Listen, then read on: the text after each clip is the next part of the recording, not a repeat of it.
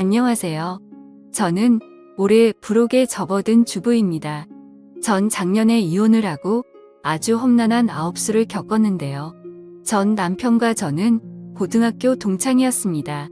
그렇다고 고등학교 때 사귀어서 결혼까지 이어진 건 아니고 그냥 같은 반 클래스메이트였죠.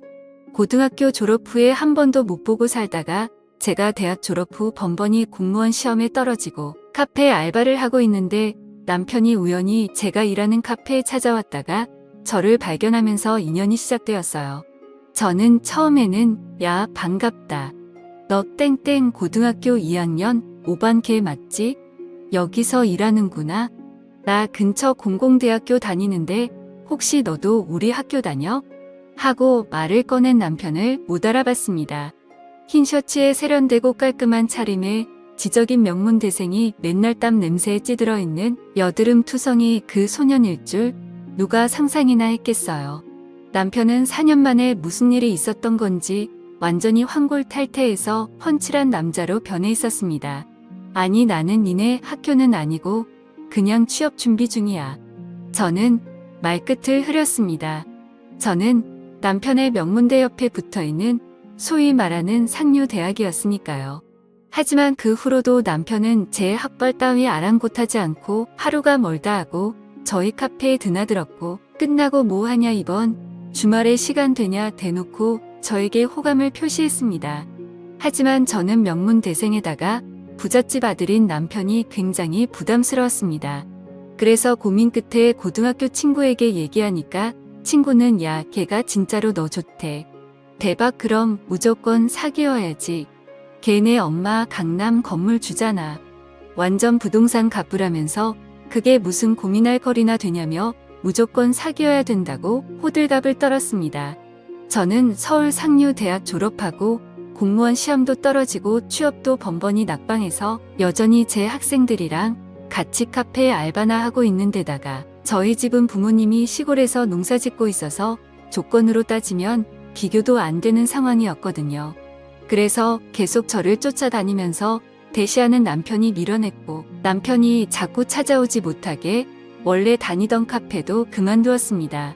그리고 다른 동네 카페로 옮겼는데 남편이 어떻게 알고 여기까지 찾아왔더라고요. 알고 보니 제 고등학교 친구한테 전화해서 통사정을 했대요. 자기는 저 아니면 안 된다고 이렇게 다시 만난 건 운명이고 기적인데 이런 운명을 놓치면 평생 후회할 것 같다고 도와달라고 했다네요. 그러면서 제 앞에 꽃과 반지를 내밀며 정식으로 사귀자고 프로포즈를 하는데 솔직히 그 순간에는 저도 여자인지라 가슴이 너무나도 설레고 떨려서 머리로는 안 되는 줄 알면서도 저도 모르게 사귀자고 말해버렸습니다. 남편은 사귀고 나서 지극정성으로 잘해주고 본인 학점 챙기기도 바쁠 텐데 제 취업 준비를 살뜰히 도와주었습니다. 하지만 저는 번번이 낙방을 했고 작은 회사 격리 자리라도 취직을 하려고 마음먹고 있는데 임신 사실을 알게 되었습니다. 저는 어쩔 줄 몰라서 남편에게 울면서 말했는데 남편은 오히려 너무 잘 됐다고 좋아하더라고요. 이걸로 자기 엄마 반대를 설득할 수 있겠다면서요. 저는 처음 시어머니를 만나러 가는 자리에 마음을 단단히 먹었습니다. 막 드라마에서 봤던 것처럼 저한테 아이를 지우라고 돈봉투를 내밀거나 물잔을 들이붓거나 하는 상황이 있을 수도 있겠다는 생각이 들더라고요. 그런데 그날 저는 시어머니에게 돈봉투를 받았는데 그 돈봉투는 한약 지어먹고 몸에 좋은 음식 사 먹으라고 준 용돈이었습니다. 시어머니는 기왕 이렇게 된 것도 인연이니까 앞으로 잘해보자고 내가 딸이 없으니까 너를 내 딸로 생각하겠다고 했습니다. 그러면서 결혼 조건을 내걸었는데 이들이 아직 26밖에 안 됐고 남편도 대학원 가서 교수까지 되려면 부모의 경제적 지원이 한참 필요하니까 자기 집에 들어와 살라고 했습니다. 저는 흔쾌히 그러겠노라고 했어요. 솔직히 그땐 계속된 취업 낙방으로 자존감이 바닥까지 낮아졌을 때여서 학벌이며 집안이며 재력이며 능력이며 가진 거 하나 없는 저를 받아주고 결혼 승낙해주는 것만 해도 감사하다는 생각이 들었습니다. 무엇보다 왜 애부터 가졌냐고 타박 한마디 없이 좋게 말해주는 시어머니가 너무 고마워서 결혼하면 제가 모시고 살면서 더 잘해드려야지 마음먹었습니다. 그렇게 저는 배가 더 불러오기 전에 서둘러서 식을 올렸고 친구들은 카페 알바나 하던 애가 한순간에 명문대생 남편 만나 강남 건물주 며느리까지 되니까 부러워서 어쩔 줄 몰라 하더군요. 취직 대박났다고 신데렐라라고 그렇게 뒤에서 시샘으로 수군거리던 애들이 또 제 앞만 오면 남편 친구나 후배 중에 괜찮은 남자 있으면 소개시켜달라고 그렇게 아부를 떠는 거 보면 역시 여자는 남편 잘 만나서 시집 잘 가는 게 제일이다 싶어서 뿌듯하고 즐거웠던 것도 사실입니다. 여하튼 저는 주위의 부러움을 한 몸에 받으며 남편과 결혼했고 아이가 태어나기 전까지는 아주 잘 살았습니다. 그런데 이 행복이 출산과 동시에 끝날 줄은 상상도 못했습니다. 병원에서 몸을 추스르고 딸을 데리고 조리원으로 옮기려는데 시어머니가 제품에서 딸아이를 데리고 가더니 자신이 조리원에 들어가는 게 아니겠어요. 저는 애는 내가 낳았는데 왜 시어머니가 조리원에 들어가는지 대체 이게 무슨 일인가 싶어 어안이 벙벙해져 보고 있는데 뭘 그렇게 멀뚱멀뚱 보고 서 있어. 얼른 집에 가서 내 남편 밥도 해주고 잘 챙겨주고 그래야지. 애기는 내가 돌볼 테니까 너는 내 신랑이나 잘 돌봐. 저는 친정엄마가 시골에 계시고 농사 짓는 분이라 서울로 올라와 제 몸조리를 도울 수 없으니까 애기를 위해서라도 제가 조리원에서 같이 조리를 받아야 하는 게 맞다고 했지만 시어머니는 한사코 거절했죠. 너는 내가 10개월 동안 그렇게 편하게 놀고 먹었으면 됐지 뭘 더 조리를 하겠다는 거야. 잔말 말고 집에 가서 내 남편한테나 가봐. 지금 가뜩이나 석사 논문 쓴다고 다 죽어가는데 옆에서 너라도 잘 챙겨야 될 거 아냐. 저는 너무 황당했지만 일단 집으로 가봤습니다. 아이 낳을 때도 논문 때문에 병원에 잠깐만 얼굴 비추고 1시간도 안 돼서 가버린 남편은 정말로 다크서클이 눈 밑까지 내려와서 아주 엉망인 모습으로 머리를 쥐어짜고 있더군요. 온 방에 담배 연기 자욱하고 맥주 캔들이 널브러져 있고 저는 무슨 논문이 아니라 대하소설이라도 쓰는 줄 알았습니다. 어쨌든 남편은 석사학위 논문을 쓰는 게 어려워 진담을 빼면서 온갖 히스테리를 부려댔고 저는 애 낳은 지 일주일도 안 돼서 제대로 된 조리 한번 못 해보고 남편 뒷바라지를 했습니다. 아무리 사람이 다급한 상황이 되면 저밖에 모른다는 말이 있긴 해도 이 인간은 이기적이고 까탈스럽기 짝이 없는 극단적인 자기 중심성을 가진 남자였습니다. 어느 정도냐면 본인이 논문 쓸 때 아무도 없으면 불안해서 글이 잘 안 써진다면서 새벽에 저도 똑같이 옆방에서 대기 타고 있기를 강요했어요.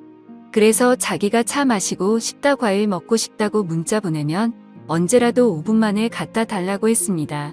저야말로 누군가의 보살핌이 필요한 출산한 지 얼마 안 된 산모인데 이런 생각은 안중에도 없이 남편은 오직 자기 생각만 했고 심지어는 너무 스트레스 받아 미치겠다며 아직 몸이 제대로 아물지도 않은 저에게 부부간의 시간을 갖자고 요구했습니다. 저는 남편의 손을 있는 대로 뿌리치고 싫다고 소리를 질렀는데 그런데도 계속 추근대길래 남편에게 욕까지 해버렸습니다. 그건 살아야겠다는 생존 본능이었어요. 그런데 그 다음 날 남편에게 소식을 들었는지 시어머니가 조리원에서 급히 집으로 와서는 제게 엄청 큰 소리로 욕을 해대면서 연거푸 내리쳤습니다. 네가 감히 어디서 하늘 같은 내 아들한테 욕을 하냐고. 막말로 네가 우리 집에 시집 올 때 반반한 얼굴 반쪽이랑 젊은 몸뚱아리 빼고 갖고 온 게 뭐 있냐고. 주제를 알면 서방 보필 잘해야지. 혹시 너 다른 남자 있는 거 아니냐며 쉴 새 없이 막말을 하면서 제 등짝을 계속 후려쳤습니다. 저는 시어머니의 손길에 아프고 서러워 눈물이 쏟아졌습니다. 그리고 그제야 바보같이 깨달았어요. 신데렐라니 뭐니 다 개풀 뜯어먹는 소리고 내가 시집을 더럽게 잘못 왔다는 거려. 그 이후로 본격적으로 지옥문이 활짝 열렸습니다. 남편은 그때 제가 남편을 거부했다고 아주 안가품을 했습니다. 마치 반항이라도 하듯이 저를 일절 손도 대지 않고 밥 먹듯이 외박을 하기 시작했고 심지어는 제가 듣고 있는 데서 시어머니랑 둘이서 간밤에 바에 가서 여자를 만났는데 이랬다 저랬다 말하면서 저보다 훨씬 낫다며 저를 봐 여자보다 못한 듯 깎아내렸습니다. 저는 당장에 애를 데리고 집을 나와 이혼해버리고 싶었지만 그래도 시어머니가 돈은 많아서 딸아이에게는 최고로 먹이고 입히고 아낌없이 투자했기에 저는 아이를 생각해서 일단은 이를 악물고 참을 수밖에 없었습니다. 그 후로도 시어머니는 저를 종처럼 취급하면서 가사 도우미가 있는데도 김치를 담그거나 손 많이 가는 온갖 고된 일 힘든 일은 일부러 저한테 시켰고, 제가 몸살기라도 보이고 조금이라도 힘든 기색을 보이면 갑자기 친구들을 불러 모아서 집에서 점심 모임을 가졌습니다. 물론 일부러 구절판이니 신선로니 손 많이 가는 메뉴로 준비시켰죠. 진짜로 지금 생각해도 시어머니는 저를 괴롭히면서 스트레스를 풀고 저 힘든 거 보는 재미로 살았던 것 같아요. 저는 더럽고 치사했지만 이를 악물고 참았습니다. 애초에 저 혼자 힘으로 사회생활하기 힘들다고 무작정 남자한테 기대고 결혼으로 도피한 제 잘못도 있으니까요. 그리고 조용히 홀로 서기를 준비했습니다. 도우미 아줌마와 함께 허구한 날 한식 잔치상을 차리다 보니 의외로 제가 요리에 소질이 있다는 것을 깨닫고 몰래 학원도 다니고 한식조리사 자격증도 땄어요. 저의 실력은 나날이 일취월장하고 딸아이도 무럭무럭 잘 자랐습니다. 남편은 교수 임명이 되었고요. 시어머니의 강남 건물값도 나날이 치솟아 저는 친구들 사이에서 여전히 최고로 시집 잘 간 애로 통했습니다. 다들 왜 그렇게 겉으로 보이는 것만 보는지 시어머니가 빌려준 명품백은 잘 봐도 거북이 등껍데기처럼 거칠어진 제 손을 보는 애는 아무도 없었어요. 그러던 어느 날이었습니다. 제가 배운 학원 스승님이 제 한식 실력이 출중하다면서 본인 한정식 집에서 일을 배우라고 제안을 해주었는데, 이 한정식 집에만 잘 자리 잡으면 월 500은 기본으로 가져갈 수 있고 앞으로 제 식당을 차릴 수도 있는 너무 좋은 기회였습니다. 드디어 저에게 홀로 서기를 할 기회가 온 것이지요. 때마침 딸도 곧 초등학교를 졸업하니까 마침내 이혼을 할 절호의 찬스였습니다. 저는 그동안 시어머니와 남편의 막말을 녹음한 파일을 가지고 변호사 사무실을 찾았습니다. 그랬더니 변호사가 물론 지금 가진 증거들로도 소송은 진행할 수 있지만 왜 그 당시 이혼 안 하고 살았냐고, 상대방 변호사가 물고 늘어질 수 있기 때문에 과거의 바람보다는 현재의 바람의 증거를 잡는 게 가장 중요하다고 하는 겁니다.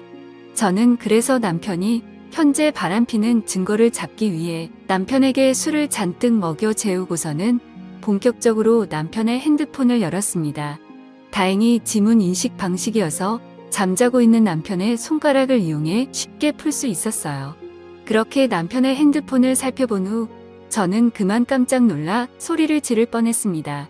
저는 그동안 남편이 단순히 술집 여자들과 시간을 보내는 줄 알았는데, 남편이 만나는 여자는 자기가 가르치는 사학과의 재학생이었습니다. 그것도 그러니까 15살이나 어린 같은 학과 후배일 수 있겠네요.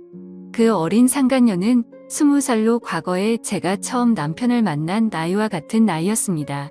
남편과 그 아이가 나누는 대화를 보고 저는 기가 막혀 헛웃음이 나올 뻔했어요.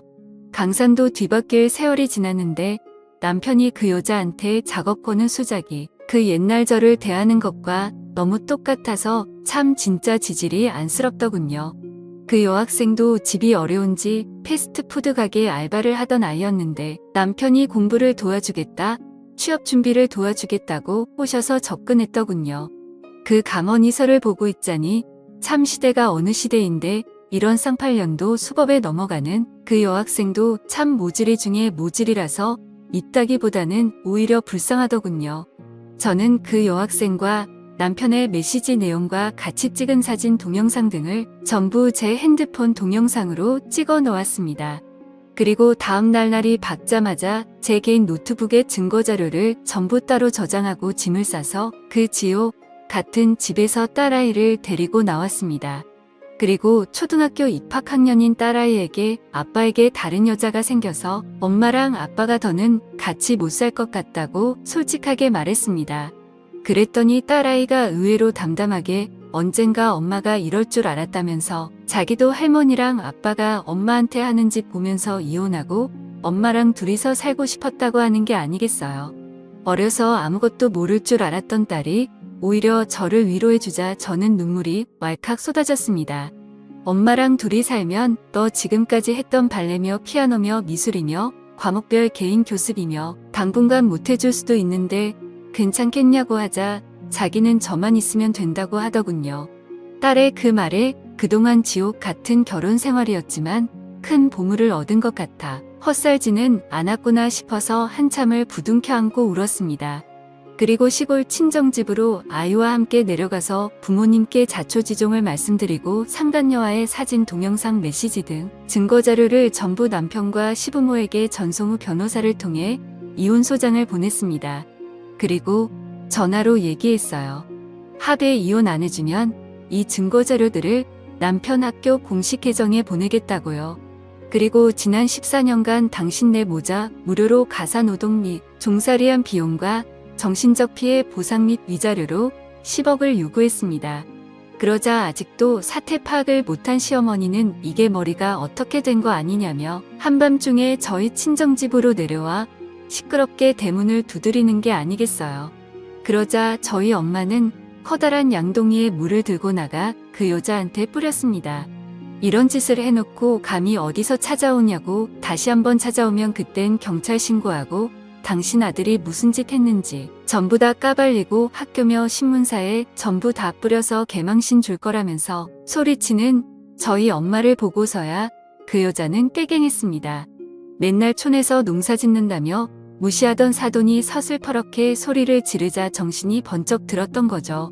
그래도 정신 못 차린 그 여자는 아니 사돈 남자가 사회생활하다 보면 한두 번 바람필 수도 있고 또 우수한 제자가 있으면 친하게 지낼 수도 있는 거지 겨우 이 일로 이혼하면 대개 딸도 이혼녀 딱지만 달고 한번 손탄 여자라고 이 남자 저 남자가 우습게 보고 찝적댈 텐데 더 하겠어요.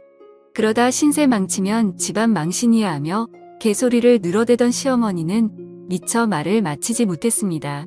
듣다가 화가 머리끝까지 난 저희 아빠가 우리 집 개들을 잔뜩 풀어놓았기 때문이죠.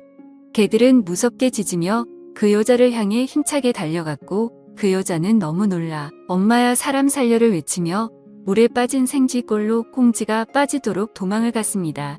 하지만 시골 길에서 얼마 못 가 돌부리에 걸려 대자로 뻗으며 넘어졌고 사납게 달려드는 개들을 보고 기겁을 하며 기절을 하더군요. 우리 집 개들은 훈련을 잘 받아서 사람을 무는 개들이 아닌데 시모가 지은 죄가 워낙 많다 보니 찔리긴 찔렸나 봅니다. 저는 구급차를 불러 시어머니를 이송하고 남편에게 데려가라고 연락했습니다. 남편은 자기가 잘못했다고 한 번만 용서해달라고 자기는 딸아이가 없으면 못 산다고 울면서 빌었는데 저는 너 같은 더러운 놈 밑에서 내 딸 키우기 싫다고 쏘아 붙여줬어요. 딸이 있는 아버지가 어떻게 20살짜리 여자를 건드릴 수 있냐고 그냥 개처럼 살다가 지옥이나 가라고 해줬네요. 남편과 시어머니는 결국 제가 학교 제자와 바람핀 거를 폭로하는 게 무서워서 합의에 이혼을 해주고 위자료로 10억을 송금했습니다. 저는 그 돈으로 서울에 집을 얻고 지금 한정식당에 근무하면서 딸과 함께 하루하루 열심히 살아가고 있어요.